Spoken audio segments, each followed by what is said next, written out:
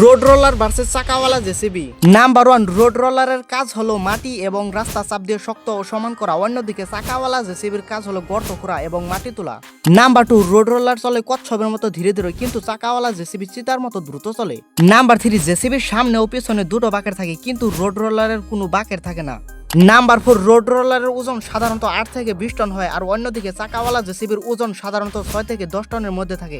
Number 5, তুমি যদি JCB দেখে থাকো তাহলে লাইক করে কমেন্টে ইয়েস লেখো।